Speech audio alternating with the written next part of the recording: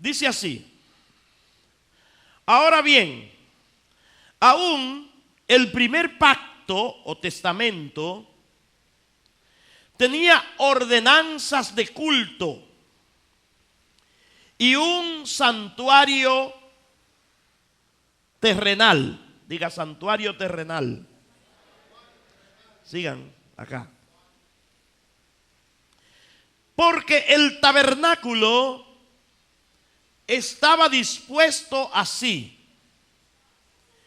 En la primera parte, llamada el lugar santo, diga lugar santo. En la primera parte, llamada el lugar santo, estaban el candelabro, que era una lámpara con 7 brazos, la mesa y los panes de la proposición. Había una mesa y habían unos panes elaborados, llamados así, panes de la proposición. Esos 3 elementos estaban en la primera parte de adentro del tabernáculo. El tabernáculo era la tienda, pero estaban esos 3 elementos en la primera parte, y todo lo que Dios le ordenó a Moisés hacer tenía un significado y tenía una aplicación. Allí estaban los panes de la proposición. ¿Qué más estaba? La mesa y ¿qué? El candelabro. Esa es la primera parte. Pero ¿qué pasa? Que esa parte estaba separada de la otra parte. Estoy hablando no en el templo, estoy hablando en el tabernáculo, que era una tienda. Estaba separada por una cortina, un velo. Estaba separada de otra parte, que si a este se llamaba el lugar santo, aquella parte era más íntima aún todavía, se llamaba el lugar santísimo. Este era el lugar santo, aquel era el lugar santísimo. ¿Dónde estaba eso? Síganme, ¿dónde estaba eso? En el tabernáculo. Yo quiero que ustedes, a medida que yo vaya hablando, ustedes vayan comparando el cuerpo con esto, porque ese es el propósito de Dios. O sea, Dios quiere que tú sepas que tu cuerpo, que Dios quiere que tú veas en tu cuerpo, esos 3 significados de la palabra soma. Dios quiere que tú veas tu cuerpo como una casa. Dios quiere que tú veas tu cuerpo como un tabernáculo. Pero también Él quiere que tú veas tu cuerpo como un templo. ¿Por qué nosotros lo cuidamos mucho? ¿Por qué le prestamos tanta atención? ¿Por qué para nosotros es tan importante? Que si tengo un dolorcito, pues, y es por aquí, por estos lados, digo, espérate, cuidado, así que dan los cardíacos, déjame ir a un médico.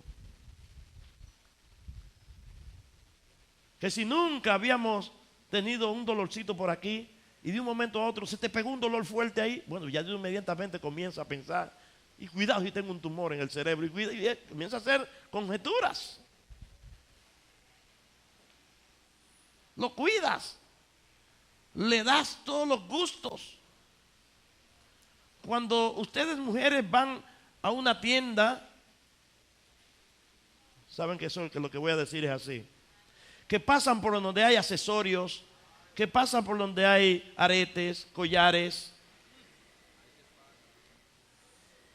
Y si son 3 mujeres, que Dios te libre a ti, varón, si anda con una de ellas. Que comienzan a hablar, ¿por qué este sí le va bien? ¿Por qué este sí le va? Todo lo que dialogan no es tanto pensando en los accesorios, sino en cómo le van al cuerpo. Pensamos tanto y nos detenemos tanto a pensar en el cuerpo que obviamos la razón principal por la cual el Creador lo hizo. Estoy hablando, ¿me están entendiendo? ¿Están siguiendo lo que estoy diciendo?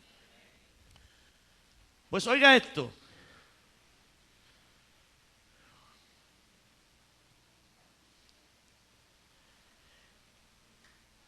En el tabernáculo, bueno, vamos a leerlo acá, para que no sea que yo se lo diga, sino para que usted lo vea, que no es que yo lo estoy diciendo, es que lo estamos leyendo. Dice el versículo, tras el verso 3, tras el segundo velo estaba la parte del tabernáculo llamada el lugar santísimo, el cual tenía un incensario de oro y el arca del pacto cubierta de oro por todas partes. ¿Cuántos elementos habían en el lugar santísimo? ¿Cuántos? 2. Obsérvenlo. Dice que tenía un incensario de oro y el arca del pacto cubierta de oro por todas partes, en la que estaba una urna de oro. Ese era el arca del pacto, era una urna de oro. La urna de oro estaba en el arca. Y oiga bien, y dice que contenía, esa arca contenía, esa urna, dentro de esa urna había un pedazo de maná. Maná. El maná fue aquel pan que Dios hizo descender al pueblo de Israel cuando estaba en el desierto, que ellos tenían hambre. ¿Me están siguiendo? Había un pedazo de maná, pero también en esa arca dice que estaba la vara de Aarón, que reverdeció. El Señor quería que el pueblo tuviera siempre pendiente que Él es su proveedor y que Él es quien da el pan y que Él es que sustenta a uno en el momento de la necesidad. Él es nuestro sustentador. Usted come, usted viste y usted consigue todo lo que tiene, no por lo que usted hace, no porque usted tiene habilidades ni porque usted se capacitó para conseguir las cosas. Usted come, usted viste, usted trabaja, usted consigue por Él. Porque si usted no tuviese vida, usted no pudiera hacer ninguna de esas cosas. O sea que todo viene de Él, todo depende de Él. Entonces le puso la vara que reverdeció para que el pueblo se acordara que Él es el que dirige a su pueblo. El pueblo, esa vara reverdeció. ¿Saben en qué momento fue que reverdeció? Fue en un momento de levantamiento, cuando el pueblo se levantó contra Moisés y Aarón, porque estaban dirigiendo al pueblo. Y siempre hay gente que piensa que el que está dirigiendo se equivocó. Y como se equivocó, hay que llamarle la atención, una sublevación. Y Dios le demostró a aquellos que se sublevaron que con quien Él estaba, que a quien Él estaba usando para dirigir el pueblo, era a Moisés y a Aarón. Por eso la vara reverdeció. Ustedes tienen que leer esas historias, eso está ahí.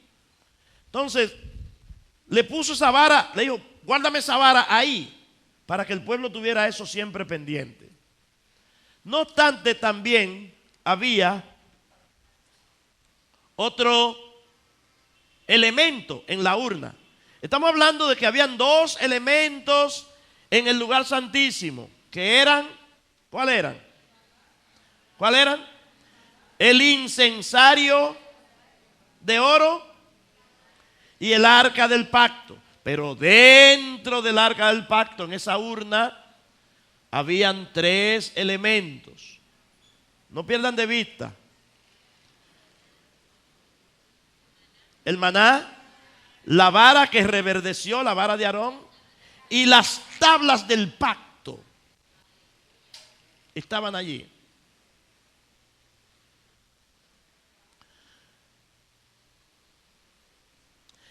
Esa arca tenía una tapa llamada el propiciatorio. Esa tapa estaba hecha en oro, cubierta de oro, pero también era de madera de acacia. Y encima de la tapa estaban labrados de manera magistral dos querubines que inclinaban sus alas el uno hacia el otro. Esa arca era una representación de la presencia de Dios en el tabernáculo. Síganme. Síganme. La tienda, cualquiera que veía esa tienda diría, bueno, ¿qué habrá ahí adentro? No se sabe. Pero dentro, dos compartimientos. Uno llamado lugar santo y otro llamado el lugar santísimo. Ya me están siguiendo. Entonces, fíjense, yo quiero hacer ahora una comparación. ¿Cuál es el motivo principal? ¿Cuál es el objetivo principal del cuerpo? Diga conmigo. Servir de mi habitación.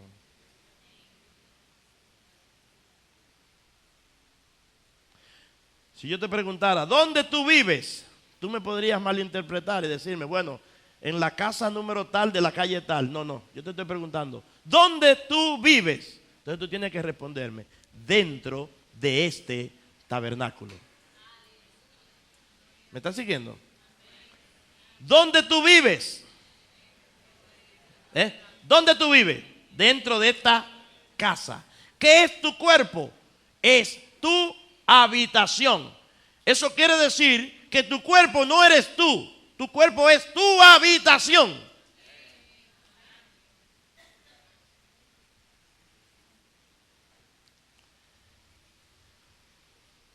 Y si tú quieres estar bien dentro de tu habitación, tú tienes que cuidarla.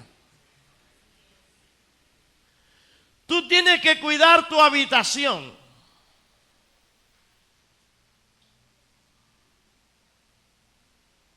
Dice el que está a tu lado. Cuida tu habitación.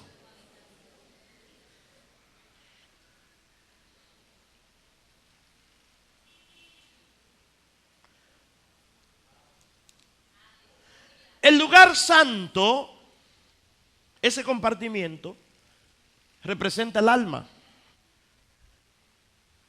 Al lugar santo entraban los sacerdotes a ofrecer los sacrificios del pueblo. ¿A dónde entraban? Lugar santo. No podían pasar, no podían entrar al lugar santísimo. Cuando Dios le dio el modelo también a Salomón para erigir el templo, que el templo ya no era una habitación, un lugar para mudarse, sino un lugar establecido. Amén. Ya un lugar establecido, era hecho ahí, eso el templo no se podía mover, el tabernáculo sí se podía mover. Cuando Dios le dio las instrucciones o los parámetros a Salomón, tomó en cuenta que también el templo tuviese esas dos partes, esos dos compartimientos, el lugar santo y el lugar santísimo. El lugar santo era para ofrecer los sacrificios. Pero el lugar santísimo, por el pueblo, una vez al año, sola, única y exclusivamente, podía entrar, cruzar ese velo, el sumo sacerdote. No podía entrar sacerdote cualquiera. Solo el sumo sacerdote. y ofrecer ofrenda por él mismo primero, para luego ofrecer ofrenda para que el Señor recibiese esa ofrenda y su ira no cayera sobre el pueblo. Ahora yo quiero que volvamos nuevamente a nuestro cuerpo, porque el Señor nos quiere decir muchas cosas.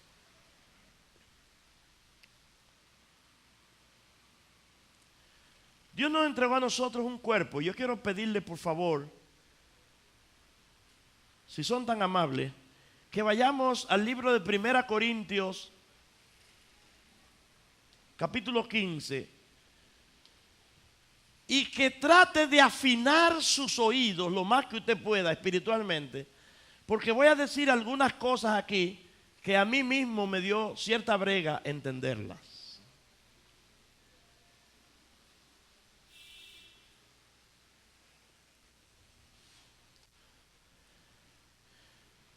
Pero me dio cierta brega entenderla porque no estaba en un ambiente como para entenderlas. Pero usted y yo estamos en un ambiente, y usted y yo hemos adorado, usted y yo hemos sacado un tiempo, ¿verdad?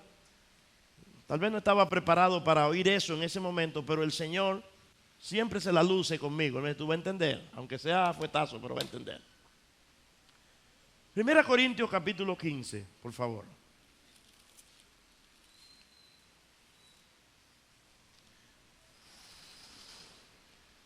Yo quiero, antes de leer este pasaje, yo lo primero le pido al Señor que me dé tiempo, que me permita más tiempo. Porque estas son cosas muy profundas y son cosas que tienen que ver con la preparación de este tiempo para nosotros. Dios nos está preparando para algo grande. Pero lo triste es que no todo el mundo va a estar listo para eso grande que Dios tiene. Así que usted tiene que procurar estar listo para eso que Dios tiene. Para ese último derramamiento del Espíritu Santo que se avecina.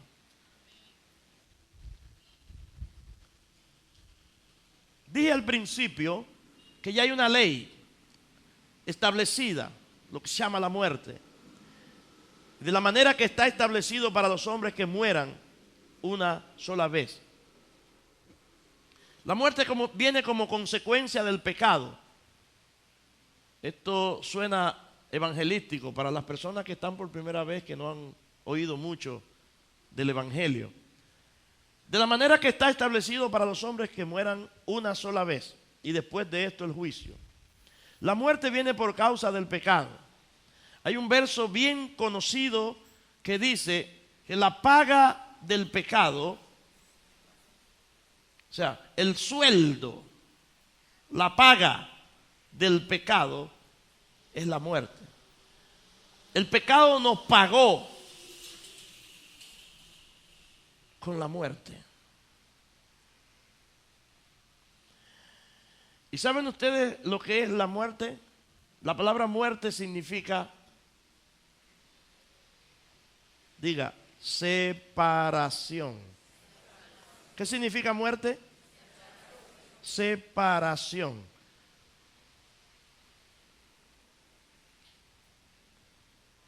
No sé por dónde comenzar, pero déjeme ir al principio. Dios fundió en el hombre el cuerpo y el alma y puso su aliento de vida. Ya esto lo he dicho en otras ocasiones. Cuando viene la muerte, se da una separación. Dice, el espíritu, el polvo vuelve al polvo de donde fue tomado. El espíritu vuelve a Dios que lo dio. Pero el alma, que no es otra cosa que un cuerpo, el alma es un cuerpo. Es un cuerpo que usted con sus ojos físicos no lo puede ver, pero es un cuerpo. Es más, les voy a decir esto, porque nosotros siempre hemos tenido la idea de que cuando una persona muere, o va inmediatamente al infierno, o va inmediatamente al cielo, y no es así. No es así. Lo que les voy a decir, tengo mucha base inclusive escritural para decirlo. Ustedes han oído hablar de apariciones de fantasmas, de figuras fantasmales. Nosotros religiosamente siempre llegamos a decir, esos son demonios. Y no. Lo que pasa es que hay personas que cuando mueren, su espíritu va a Dios. Su cuerpo va al polvo. Pero hay un verso de la Biblia que dice, donde esté tu tesoro, allí estará también tu alma. Cuando dice tu corazón, la palabra corazón se traduce también en el original alma. Donde esté tu tesoro, allí estará también tu corazón. En otras palabras, yo te voy a poner un ejemplo. Tú eres un hombre negociante y tienes un negocio. Y tu vida es ese negocio. Y tú vives por eso. Y tú hasta descuidas a la familia. Y de noche cuando duermes, lo primero que estás pensando, ay, que no me roben. Tu corazón está en eso. De tu morir, tu espíritu va al Padre, a Dios que lo dio. Tu cuerpo va al polvo y tu corazón se queda ahí en eso.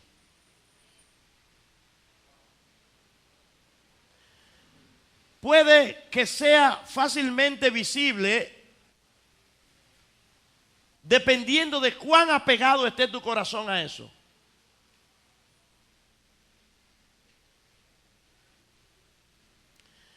La Biblia dice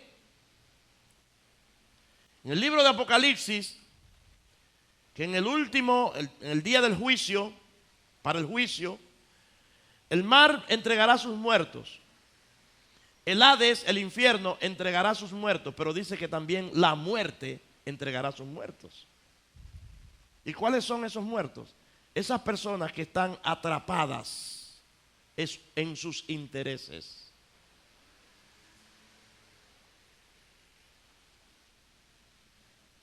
Lo que le estoy diciendo, necesito mucho tiempo para explicártelo escrituralmente. Pero por eso hay muchas personas que no están ni en el infierno ni en el cielo, sino que están apegados a lo que ellos consideraron su prioridad. El tormento más grande para una madre que tiene como prioridad a sus hijos es morir y estar apegada su alma a sus hijos y verlos crecer y ver todos los errores y la travesura que ella sabe que pueden evitar, pero no puede hacer nada. Es un infierno.